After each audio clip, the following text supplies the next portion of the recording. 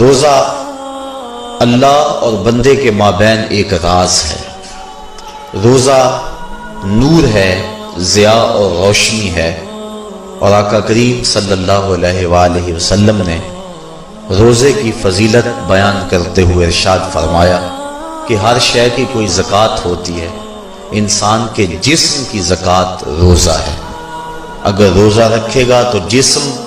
زکوٰۃ ادا کرے گا، جس طرح زکوٰۃ سے مال پاک ہوتا ہے، روزے سے جسم پاک ہو جاتا ہے۔ اور روزہ ویسے بھی انسان کے لیے شفا کا پیام ہے۔ فرمایا کہ سحری کھایا کرو، کیونکہ سحری کے کھانے کے اندر بھی اللہ نے برکت رکھی ہے۔ تو یہ ماہ سیام اپنے دامن میں برکتیں لے کر، رحمتیں لے کر نازل ہوتا ہے۔ اس کا پہلا حصہ رحمت، درمیانی حصہ مغفرت، اور آخری حصہ جہنم سے آزادی کا مژدہ جاں فضا ہے۔ حدیث میں آتا ہے کہ اللہ نے میری امت کو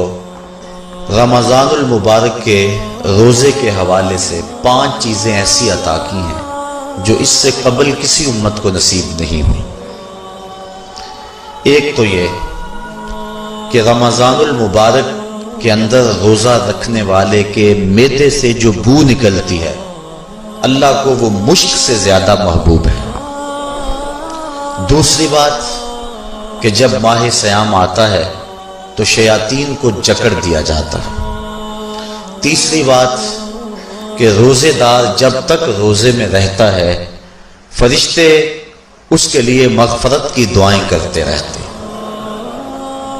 اور چوتھی بات، جب ماہ سیام کی آخری رات آتی ہے تو اس کے سارے گناہوں کو بخش دیا جاتا ہے اور اس کو جہنم سے آزادی کا پروانہ مل جاتا ہے۔ بلکہ ایک صحابی نے حضور سے عرض کی کہ آقا کریم، جو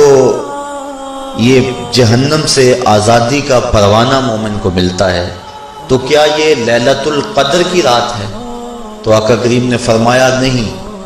جب مزدور اپنی مزدوری مکمل کرتا ہے، جب اس کی دہاڑی پوری ہو جاتی ہے تو پھر اس کو اس کا مالک کچھ دیتا ہے،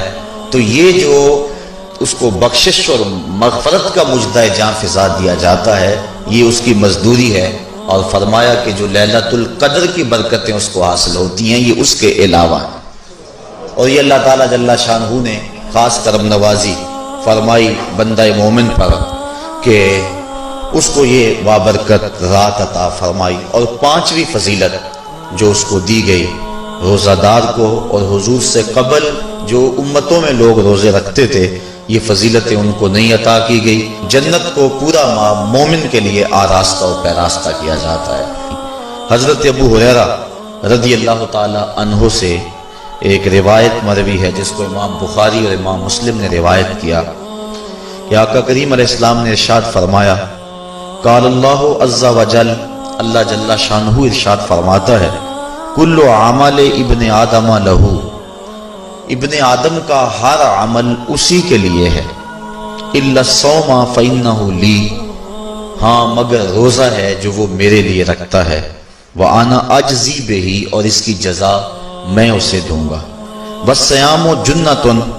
اور سیام روزہ ڈھال ہے، فإذا کان یوم صوم احدکم فلا یرفث ولا یصخب،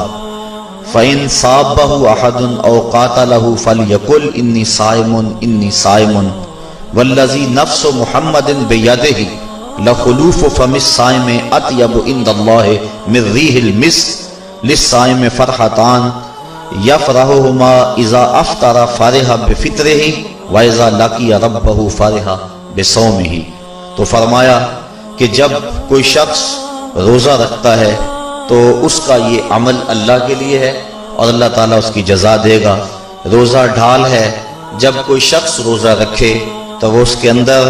کوئی اللہ کی نافرمانی نہ کرے، یہاں تک کہ اگر اس کو کوئی شخص گالی بھی دے تو وہ یہ کہے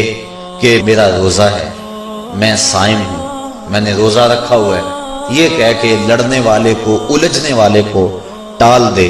حضور نے ارشاد فرمایا، مجھے قسم ہے اس رب کی جس کے قبضے میں محمد کی جان ہے، کہ روزہ دار کے معدے سے جو بو نکلتی ہے اللہ کو وہ مسک یعنی کستوری کی خوشبو سے زیادہ محبوب ہے۔ اور روزہ دار کے لیے دو خوشیاں ہیں، ایک خوشی اس کو اس وقت ملتی ہے جب وہ روزہ افطار کرتا ہے، اور دوسری خوشی اس کو اس وقت ملتی ہے جب اس روزے کے صلے میں اسے اپنے رب کا دیدار نصیب ہوگا۔ یہ بات ذہن میں رکھیں کہ اس دنیا پر سب سے بڑی دولت جو حضرت انسان کو دی گئی ہے وہ دولت ایمان ہے، اور قیامت کے دن سب سے بڑی دولت جو اہل ایمان کو دی جائے گی وہ اللہ تعالیٰ کا دیدار ہوگا۔ جنت کے حور و قصور، جنت کے محلات، جنت کی اعلی نصب نعمتیں، دنیا کی کوئی دولت اور دنیا کی کوئی نعمت جنت کی کسی نعمت کا مقابلہ نہیں کر سکتی، لیکن جنت والے جنت میں جا کر جس نعمت کو سب سے بڑا سمجھیں گے، اور وہ ہوگی بھی حقیقت میں سب سے بڑی نعمت، ایسی نعمت کہ اس نعمت کے ملنے پہ باقی ساری نعمتوں کو بھول جائیں گے، وہ یہ ہے کہ رب اپنے رخ کرم سے پردہ ہٹا دے گا اور ان کو اپنا دیدار عطا فرما دے گا۔ تو یہ سب سے بڑی دولت جو مومن کو آخرت میں نصیب ہوگی یہ روزے کے صلے میں نصیب ہوگی۔ یہ روزے کا وہ ثمر ہے، یہ روزے کا وہ پھل ہے جو اللہ اہل ایمان کو قیامت کے دن عطا فرمائے گا۔